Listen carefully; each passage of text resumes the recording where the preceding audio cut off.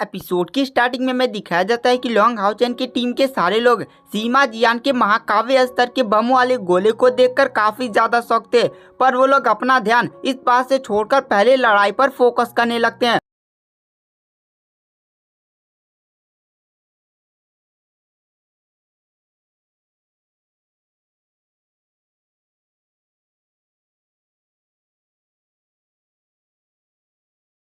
वो लोग बहुत ही आसानी से पूरी डेमन आर्मी में तहलका मचाने लगते हैं।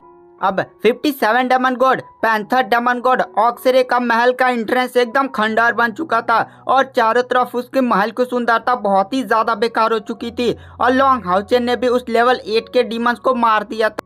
और वो जो दोनों लेवल 8 स्टेज 5 के डीमंस थे वो इन सभी आर्मी के चीफ कमांडर थे। अपने चीफ कमांडर को मरता हुआ देखकर वहां पर सारे डीमंस और भी ज्यादा डर जाते हैं। अब चारों तरफ लाशें ही लाशें दिखाई दे रही थी। अब कुछ ही डीमंस बचे थे, तभी एक भयानक आवाज सीधे महल से बाहर निकलती है और ये और कोई नहीं बल्कि पैंथर डेमन गॉड था ऑक्सरे, और वह लेवल 9 के स्टेज 2 पर था।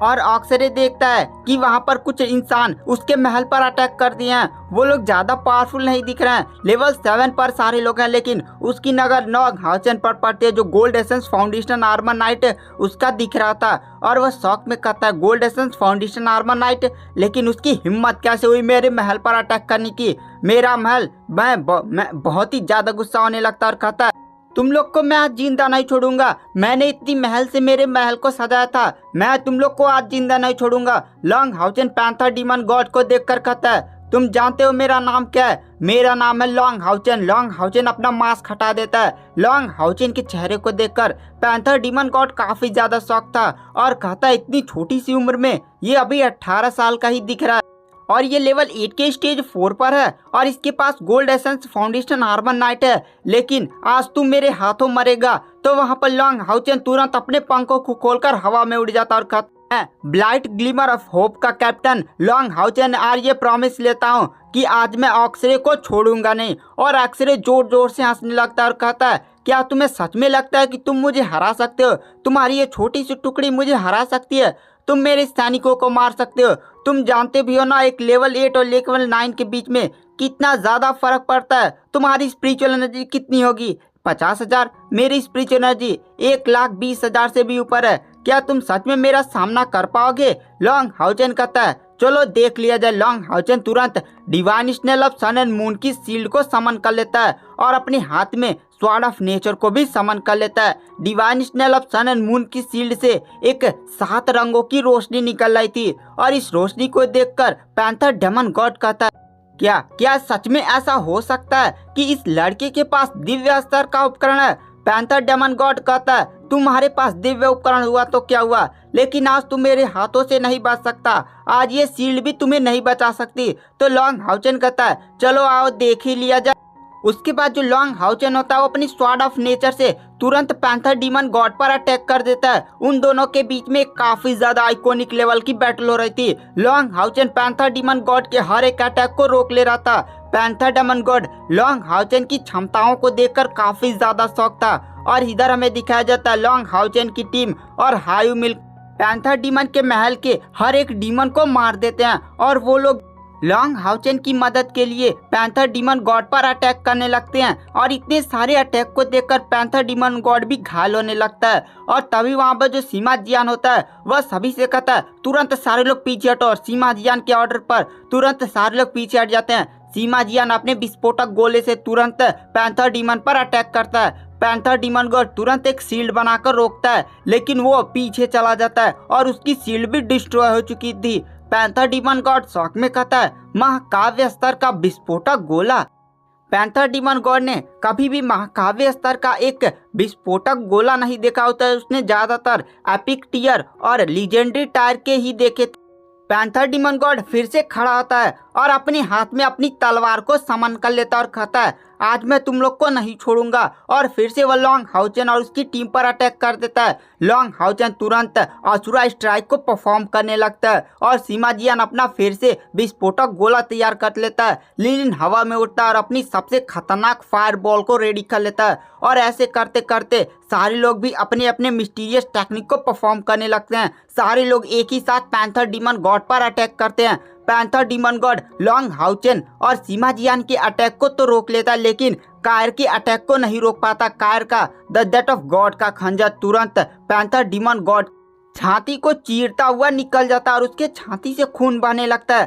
पैंथर डीमन गॉड शॉक में कहता है, ये लोग काफी ज्यादा पावरफुल हैं, मैं इनका ऐसे सामना नहीं कर सकता। लॉन्ग हाउचेन की टीम फिर से पैंथर डीमन गॉड पर अटैक करने लगते हैं। पैंथर डीमन गॉड के हर एक शरीर पर वो लोग छल्ली छल्ली कर देते हैं और पैंथर डीमन गॉड इस समय खून से लथपथ हो चुका था। पैंथर डीमन गॉड कहता है, आज तू मेरे हाथों मरेगा। दरअसल गाइस, पैंथर डीमन गॉड यहाँ पर अपने डायमंड पिलर को नहीं लेकर आया था। अगर वो अपने डायमंड पिलर को लेकर आया होता तो बहुत ही आसानी से इन लोगों का सामना कर सकता था, लेकिन पैंथर डीमन गॉड अब कुछ कर भी नहीं सकता था। पैंथर डीमन गॉड तुरंत the death of collapse technique को परफॉर्म करने लगता है और इस नज़ारे को देखकर लॉन्ग हाउचेन काफ़ी ज़्यादा शॉक हो जाता है। दरअसल द डेथ ऑफ कोलैप्स एक ऐसी टेक्निक है जिसका उपयोग अगर डेमन गॉड करते हैं तो उनकी पावर बहुत ही ज़्यादा बढ़ जाती है, मतलब उनकी स्पिरिचुअल एनर्जी दुगनी हो जाएगी और उनके पास बहुत ही ज़्यादा भयानक पावर आ जाएगी, जिसका उपयोग करके वो सामने वाले को बहुत ही आसानी से मार सकते हैं। और इसका एक नुकसान भी है, जब यह टेक्निक ख़त्म होगी तो जिस बंदे ने इस टेक्निक को परफॉर्म किया था वह बंदा तुरंत मारा जाएगा।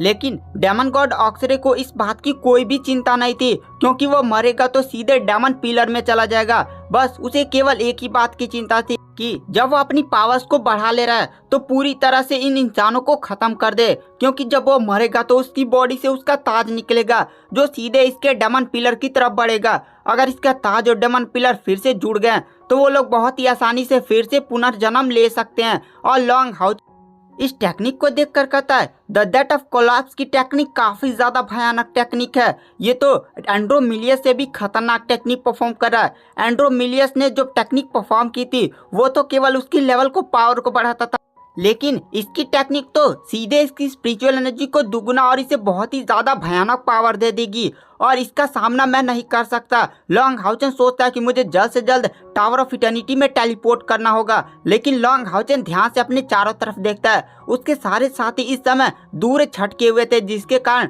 लॉन्ग हाउचेन ही बस टेलीपोर्ट कर सकता था। लॉन्ग हाउचेन अपने साथियों को छोड़कर ऐसे भाग नहीं सकता था। लॉन्ग हाउचेन काफ़ी ज़्यादा पछताने लगता है।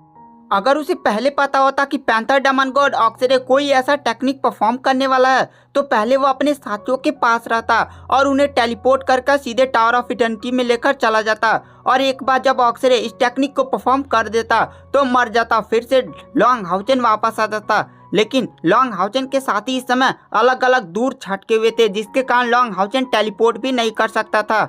लॉन्ग हाउचेन ये डिसाइड करता है कि वह डेमन गॉड ऑक्सरे के इस अटैक को रोकेगा और तुरंत अपने हाथ में स्वॉर्ड ऑफ नेचर को और भी जोर से पकड़ लेता है और अपने हाथ में the divine snail of sun and moon की शील्ड को बहुत ही तेज पकड़ लेता है।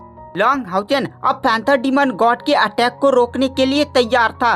अब वो बहुत ही तेज पैंथर डीमन गॉड का ऑरा बढ़ने लगता है। लॉन्ग हाउचेन को दूर से उसका दबाव महसूस होने लगता है। तभी लॉन्ग हाउचेन को पीछे से एक बैंगनी कलर की रोशनी एकदम खतरनाक से चमकती हुई नजर आती है और वो बैंगनी कलर की रोशनी बहुत ही ज़्यादा भयानक होती जा रही थी और सीधे जाकर वह बैंगनी कलर की रोशनी पैंथर डीमन गॉड से टकरा जाती है।